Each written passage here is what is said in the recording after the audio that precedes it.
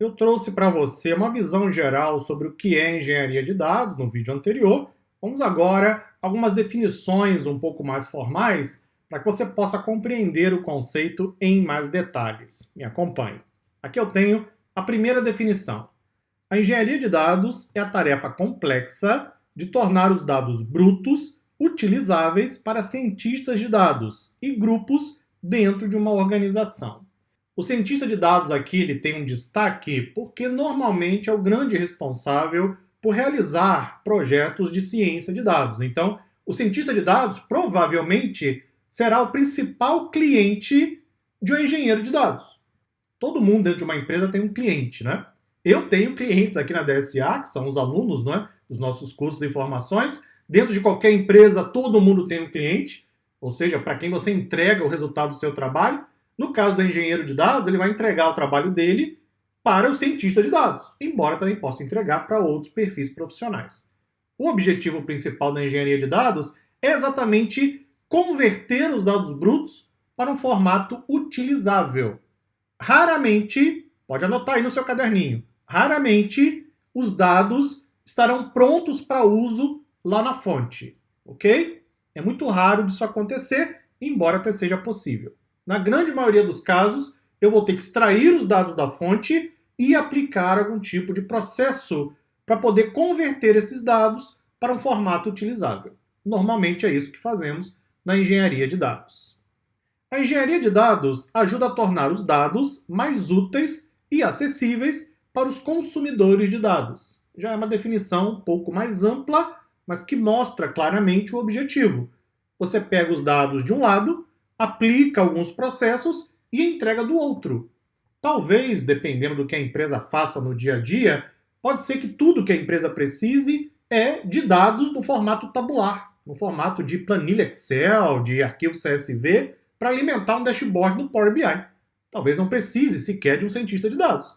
Nesse caso, o engenheiro de dados vai implementar o seu pipeline, vai entregar os dados no formato tabular e alimentar, por exemplo, dashboards no Power BI.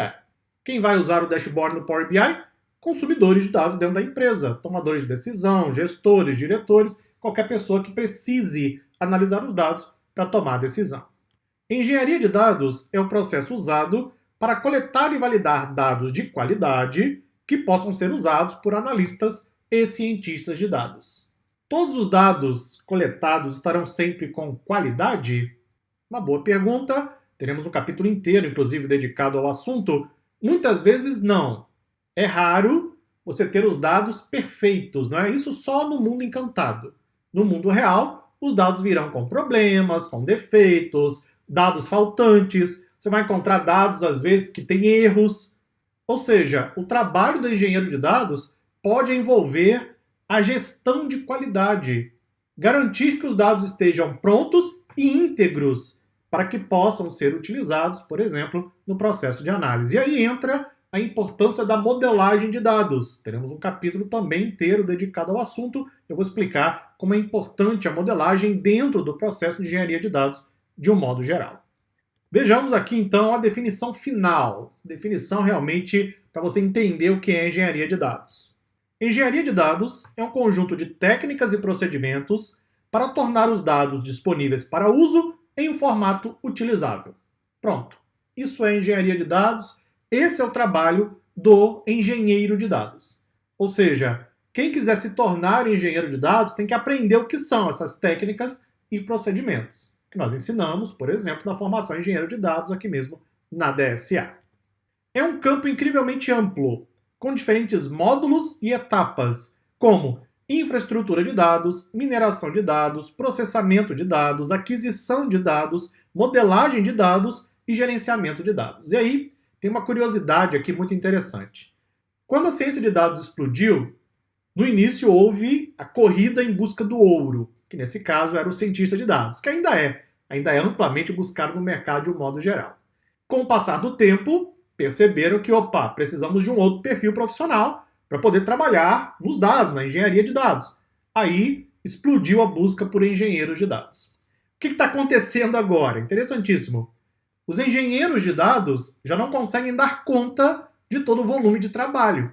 principalmente quando falamos em modelagem, por exemplo, gerenciamento de dados, e aí um outro perfil profissional começa a explodir no mercado, que é o de arquiteto de dados.